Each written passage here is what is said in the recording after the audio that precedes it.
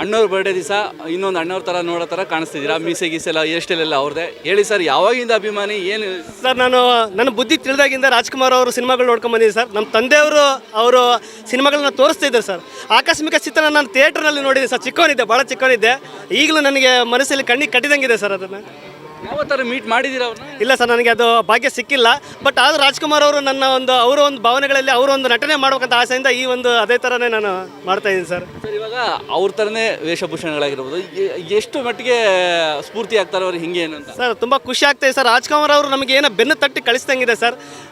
ಅವರು ಯಾವುದೇ ಒಂದು ಮಾತನಾಡಿರಲಿ ಸರ್, ಅದು ನಮಗೆ ಮನಸ್ಸಿಗೆ ಹಚ್ಕೊಂಡು ಅವ್ರ ಥರನೇ ನಾವು ಇರಬೇಕು. ಸಾಧಾರಣವಾದ ಜೀವನ ಮಾಡ್ಬೇಕು, ಎಲ್ಲರನ್ನ ಪ್ರೀತಿಸ್ಬೇಕು, ಗೌರವಿಸ್ಬೇಕು.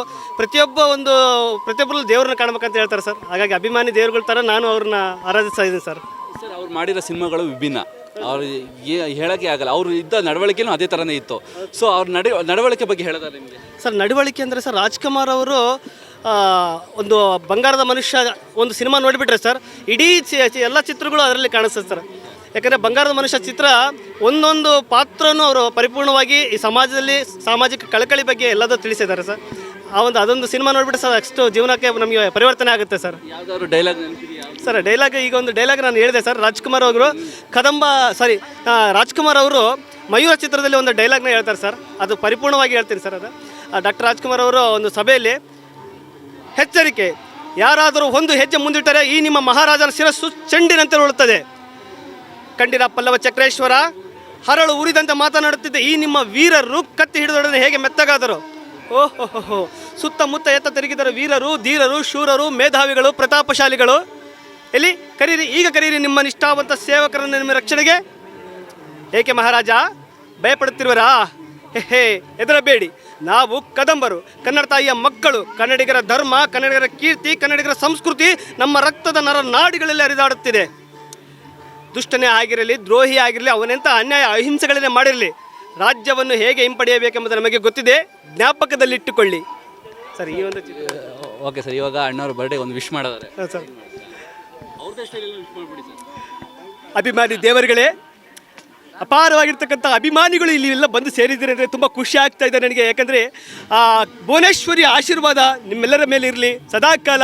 ನೀವೆಲ್ಲರೂ ಸಹ ಕನ್ನಡ ಶಕ್ತಿಗೋಸ್ಕರ, ಕನ್ನಡಿಗರ ಬಾಳಿಗೋಸ್ಕರ, ಕನ್ನಡಿಗರ ಪ್ರೀತಿಗೋಸ್ಕರ ಬಾಳೆ ಅಂತ ಹೇಳ್ತಾ ಇದ್ದೀನಿ. ಎಲ್ಲರಿಗೂ ಶುಭವಾಗಲಿ, ಶುಭ ದಿನ, ಶುಭ ಸೈಜ್.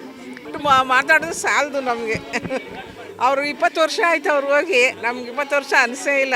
ನಮ್ಮಲ್ಲಿದ್ದಾರೆ ಅನ್ನೋಂಗೆ ಇದೆ. ಎಷ್ಟು ವರ್ಷದಿಂದ ಅಭಿಮಾನಿ? ಎಷ್ಟು ವರ್ಷದಿಂದ ನಾವು 40 ವರ್ಷ ಮೇಲೆ ಆಯ್ತು. 1960ರಿಂದ ನೋಡಿದ್ದೀವಿ.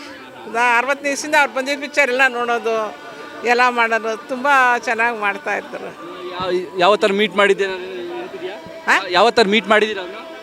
ಇಲ್ಲ, ನಾವೆಲ್ಲ ಹೆಂಗಸರು ತುಂಬ ಜನ ಇರ್ತಾರೆ, ನಮಗೆ ಸ್ವಲ್ಪ ಭಯ. 55ನೇ ಇಸ್ವಿಗೆ ಇದಕ್ಕೆ ಬಂದಿದ್ದರು, 55ನೇ ವರ್ಷಕ್ಕೆ ಕಮ್ಮನಪೇಟೆಗೆ ಬಂದಿದ್ರು, ಮೆರವಣಿಗೆ ಬಂದಿದ್ದರು. ಅಲ್ಲೇ ಸಹ ನೋಡಿದ್ವಿ ನಾವು. ಅಲ್ಲಿ ಇದ್ರ ಗಾಡಿಯಲ್ಲಿ ಕರ್ಕೊಂಡ್ಬಂದಿದ್ರು, ಆವಾಗ ಅಲ್ಲೇ ನೋಡಿದ್ವಿ ನಾವು. ಯಾವ ಸಿನಿಮಾ ತುಂಬ ಇಷ್ಟ ನಿಮಗೆ? ಅಯ್ಯೋ, ಕೃಷ್ಣದೇವರಾಯದು ತುಂಬ ಇಷ್ಟ ನಮ್ಗೆ. ಯಾವಾಗ ನಾವು ಅದಕ್ಕೆ ಕೇಳಬೇಕು ಅನ್ನೋ ಆಸೆ. ಎಷ್ಟು ಮಿಸ್ ಮಾಡ್ಕೊತಿದ್ರಿ ಈ ಟೈಮಲ್ಲಿ? ನಾವು ಒಂದು ಸಲ ಮಿಸ್ ಮಾಡ್ಕೊಂಡು ಇನ್ನೊಂದು ಸಲ ಅದು ನೋಡ್ತಾ ಇದ್ವಿ. ಒಂದು ಸಲ ಮಿಸ್ ಆದ್ರೂ ಅದು ಇನ್ನೊಂದು ಸಲ ಅದಕ್ಕೆ ಹೋಗಿ ನೋಡ್ಕೊತಾ ಇದ್ವಿ. ಇವಾಗ ನಿಮ್ಮ ಕಾಲದಲ್ಲಿ ಬರ್ತಿದ್ದ ಸಿನಿಮಾಗಳು ಬೇರೆ, ಇವಾಗ ಬರ್ತಿರೋ ಸಿನಿಮಾಗಳು ಬೇರೆ. ಅವಾಗಿನ ರಾಜ್ಕುಮಾರ್ ಕಾಲ ಮಾಡ್ತಿದ್ದ ಸಿನಿಮಾಗಳೇ ಬೇರೆ ಥರ ಇತ್ತು. ಆ ಸಿನಿಮಾಗಳಿಗೆ ಈ ಸಿನಿಮಾಗೂ ಏನು ಮಿಸ್ ಮಾಡ್ಕೊತಿದ್ದೀರಾ? ನಾವೀಗ ಸಿನಿಮಾನೇ ನೋಡೋದು ಬಿಟ್ಬಿಟ್ಟಿದ್ದೇವೆ ರೀ. ಟಿ ವಿ ಒಳಗೆ ಬಂದರೆ ರಾಜ್ಕುಮಾರ್ ಪಿಕ್ಚರು, ಪುನೀತು. ನಾವು ರಾಜ್ಕುಮಾರ್ ಕಳ್ಕೊಂಡ್ಮೇಲೆ ಪುನೀತನ್ನೇ ಆ ಥರ ಸ್ವಲ್ಪ ಆತ್ಮದಲ್ಲಿ ಇಟ್ಕೊಂಡು ನೋಡ್ತಾ ಇದ್ದೀವಿ. ಅವರು ಹೋಗ್ಬಿಟ್ರು, ತುಂಬ ಬೇಜಾರು. ಈಗ ನಾವು ಸುಮಾರು ಪಿಕ್ಚರ್ ನೋಡೋದಿಲ್ಲ. ಯಾವುದಾದ್ರೂ ಒಂದು ನೀವು ನೋಡ್ತೀರಲ್ಲ, ಯಾವುದಾದ್ರು ಒಂದು ಒಳ್ಳೆ ಪಿಕ್ಚರ್ ಬಂದರೆ ನೋಡೋದು ಅಷ್ಟೇ, ಇವಾಗ ನೋಡೋಕ್ಕಿಲ್ಲ ಅಷ್ಟೇ.